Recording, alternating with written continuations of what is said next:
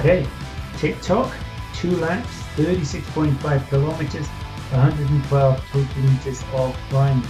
You get that long ride through the desert, bump up the cold Saddle Springs, down into the tunnels, back up the other side. Do that twice and you're done. Probably the best landmark you have for the end is the start of the sprint, 500 meters before the end of the lap and of course the race.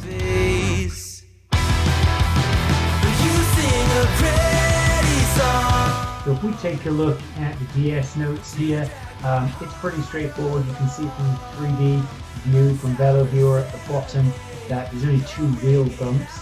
The trick with this, getting your best time, is all about positioning for your team, going as hard as you can without breaking up the draft effect.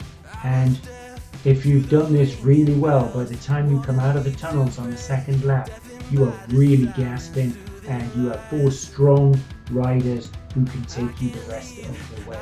It'll be okay in this race to drop a couple of riders from your team in order to get the best time for the whole team. If you look in the top right, there's that little icon that tells you you can download the DS notes for free from Coffee Club, which is going to get a mention later on. We take a look at the bikes then. This is an aero ride, so this is all about getting the slipperiest frame that you can. Tron is pretty good here. It beats everything except that brand new Cervelo with the arc wheels. Even with the performance adjusted downwards in the most recent release, the Cervelo with arc is still going to be a touch faster than Tron, because this is pretty much flat all the way to 36 kilometers. Let's jump into the ride. It's over, same story. You lose to love and glory. It's over, same story. Welcome to Sherpa Dave's Race Recon series. On this channel, I try and make Zwift more fun and more approachable for riders young and old. As you can see, I fall more into the old category myself, but I don't let that stop me. If you like what you see here today, why don't you take a look at some of the other videos that we have on the channel, and if you like those, maybe hit that subscribe button down in the bottom corner. Alright, another reminder for the Coffee Club. You can download those DS notes, look at the indicator there in the top right. At the bottom right, there's the Sherpa Dave logo, so you can subscribe. But more importantly than all of that, it's all about you distributing the link to this recon to all of your Zwifting buddies.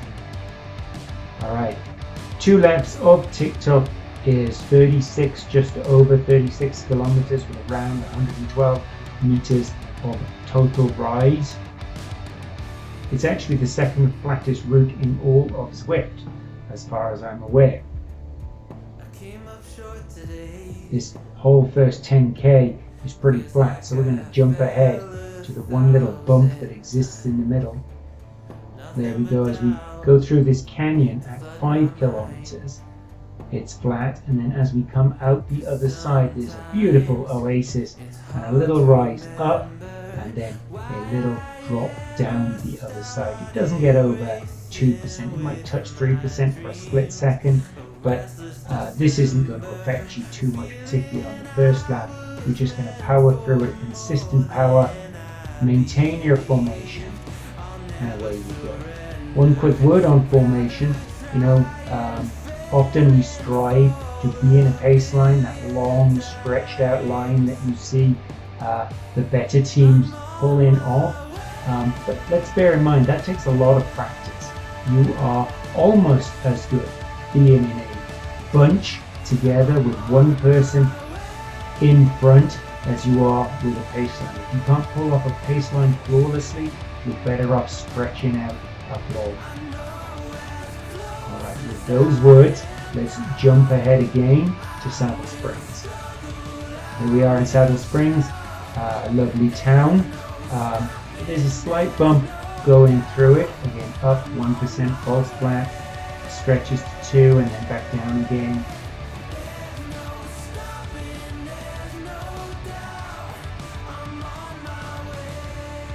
Alright, the building that you can see, the futuristic building, which is actually a restaurant at Los Angeles Airport, or at least modeled after a restaurant at Los Angeles Airport.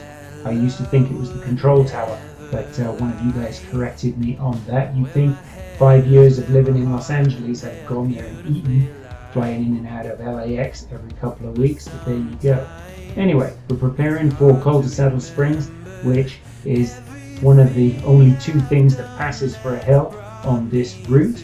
It is 900 meters long.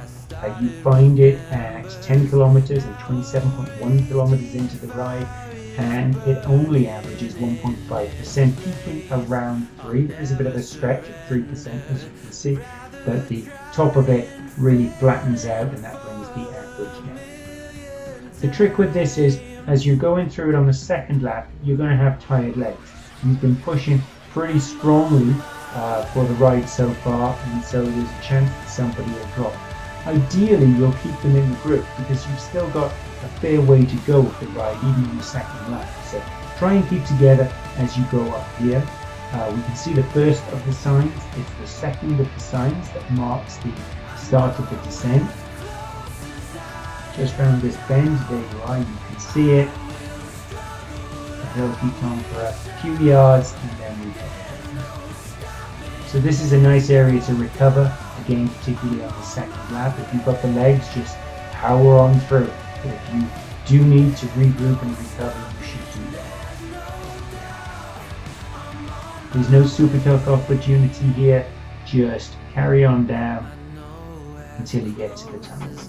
I send flames, call my name, I freeze, I burn, I blame, I love, I hate the same.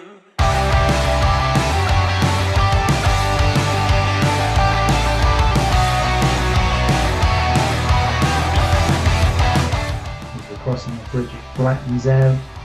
There's a slight lip before we go into the tunnels.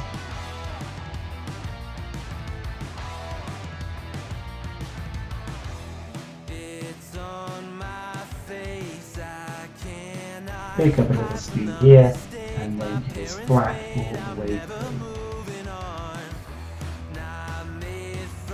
So much so that we're going to jump ahead because there's nothing to see here. 2.1 kilometers of flat to 17.6 or 34.7, which is pretty much where we are right now. So this marks the start of the, I would say the most technical area of this ride. It starts with this bump up out of the tunnels, which is a fairly sustained 3%. Flat for a little bit, then we turn right and head towards the desert.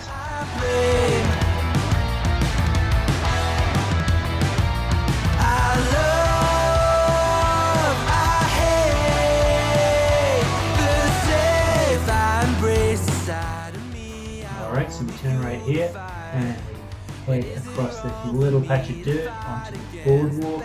Just keep power delivery really smooth and stay in formation as you go through this section. The hill starts to jump in at 2-3% now, and then as we come off the boardwalk, it drops back down a little to 1%. Maybe it stays at 2% for a while. There we go, 1%, and it stays like that until we get to the signpost. There we go, we jump forward, and now we're on the home stretch as we head back into the desert.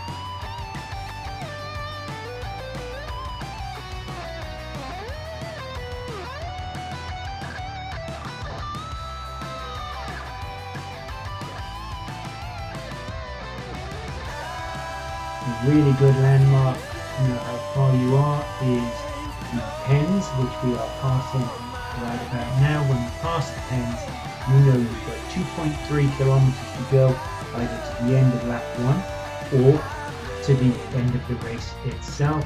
And from here, there's a little bit of a false flat up coming up in a second, but other than that, it's flat all the way to the end. So much so that we are going to jump forward. There we go. So much so that we're going to jump forward just before the sprint, and that sprint marks 500 meters to the end of the lap, or lap 2 of course, 500 meters to the end of the race. As I said earlier on, this is all about staying in formation and delivering consistent power for the length of the race. That's how you can get your best time. It's a really good ride to practice your formations.